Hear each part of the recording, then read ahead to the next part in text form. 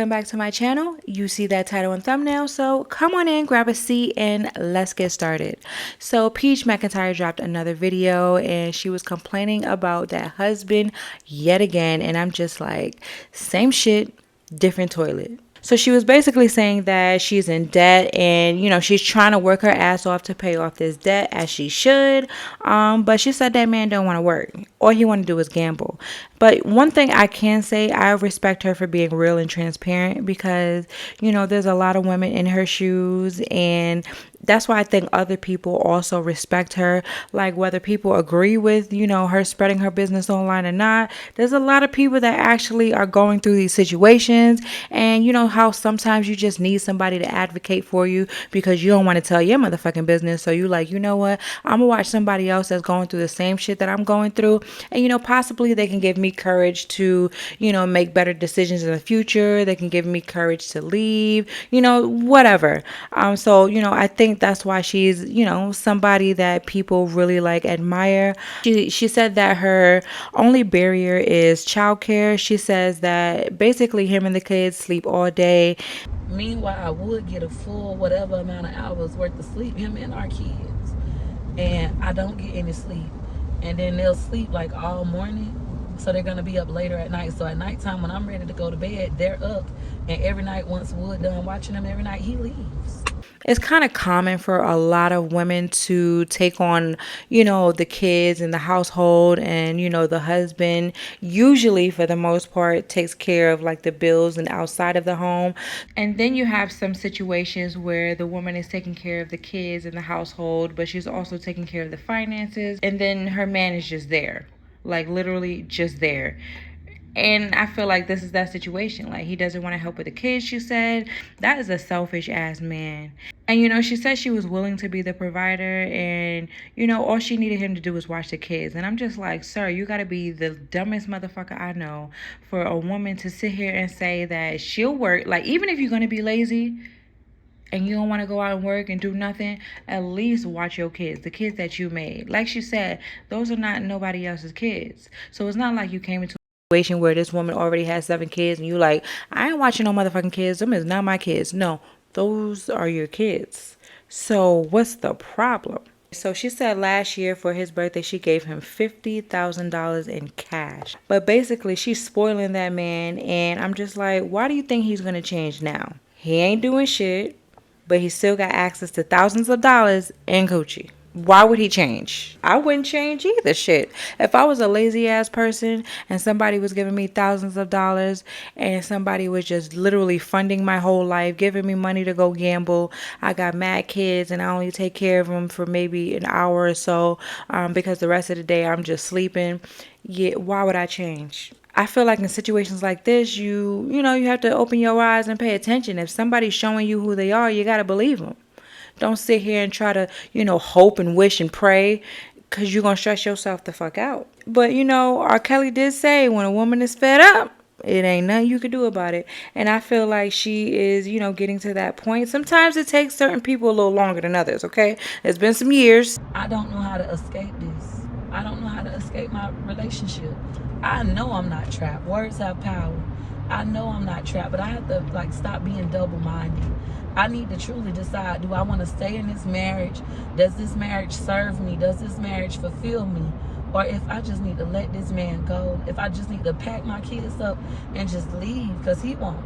I guess she's just not figuring out, like, okay, you know, this might not be it. She broke up with him, what, last week, last month, whatever.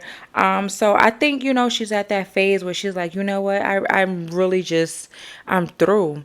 But she also mentioned that it could be like a scary thing. You know, you've been with somebody so long, you're comfortable, you're familiar. It might be hard to just walk away. Now, a lot of people might be like, well, you know, he's a piece of shit, so how is that hard? Trust me, when you're like trauma bonded, it's very difficult to just walk away. When you have so many kids with one person and you shared like certain good moments, it's definitely hard to just walk away.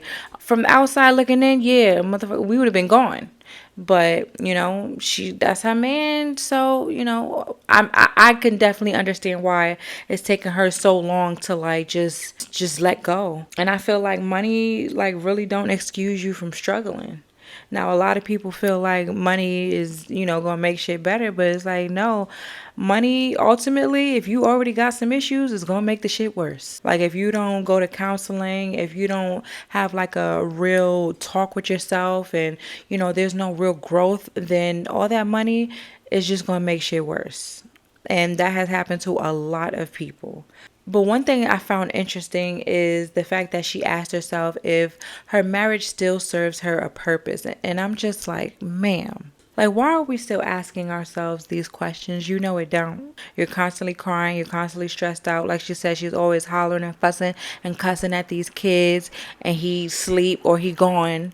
So obviously there's nothing there. But like I said, I understand why she hasn't left yet. So it's just going to take some time. Who knows how much longer this shit is going to take. Then she mentioned, and this was crazy, but she said that he basically took her from the hospital a day early because, she had the C-section. So I think you're entitled to, 3 or 4 days in the hospital.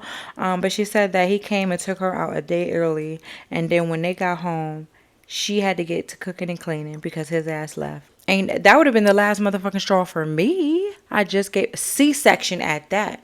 That recovery is crazy. So the fact that she was up cooking and cleaning after that, child. Then she said she wanted to pay her brother to watch her kids while she works. And this man had the nerve to get mad. Like, are you kidding? You had the nerve to get mad because her family wants to help? And it's just sad at the fact that she has to pay her family to help her raise some kids when it's not like she a single mom. No. She got somebody laying in her bed every motherfucking night. And she still has to pay another family member to watch her kids because the father of those children don't want to do it. Or he just half-assed, like she said, sleeps all goddamn day. But like I said, money don't excuse you from struggling. That shit just might make it worse. Honestly, Peach, don't let this man be the reason why you don't get your bag. Because at the end of the day, it's for them kids. And I feel like if he's not willing to help you, put y'all in a better situation, then essentially you're putting him before your kids. Because if you don't let him go and he continues to leech off of you and he continues to mentally bring you down and financially bring you down, it's essentially harming the kids. So you have to put your kids first. You have to put yourself first. At the end of the day, like I said, there's so many women in her shoes and a lot of them got less money than she do. So could y'all imagine that? She gave this man $50,000 for his birthday in cash. So just imagine these women that are barely getting by. Y'all on food stamps. Y'all got, Medicaid, all this stuff. Barely getting by. Y'all got to go to church to get food, go to the pantries, all this shit. The kids wearing hand-me-downs. They all, just a whole bunch. And this man just laid up and don't want to do nothing but smoke some weed and play on 2K. Could you imagine? I do wish her well because, like I said, it really is like a mental type of a thing, manipulation and, trauma bonding and low self-esteem and fear and anxiety. And, there's a whole bunch of shit going on. So, outside looking in, you like, girl, just get the fuck up. Get your ass up and go. I guess we just got to stick around for the ride and see how long that's going to take. But you guys comment down below. Let me know how you felt about it. And on your way out, don't forget to hit that subscribe button.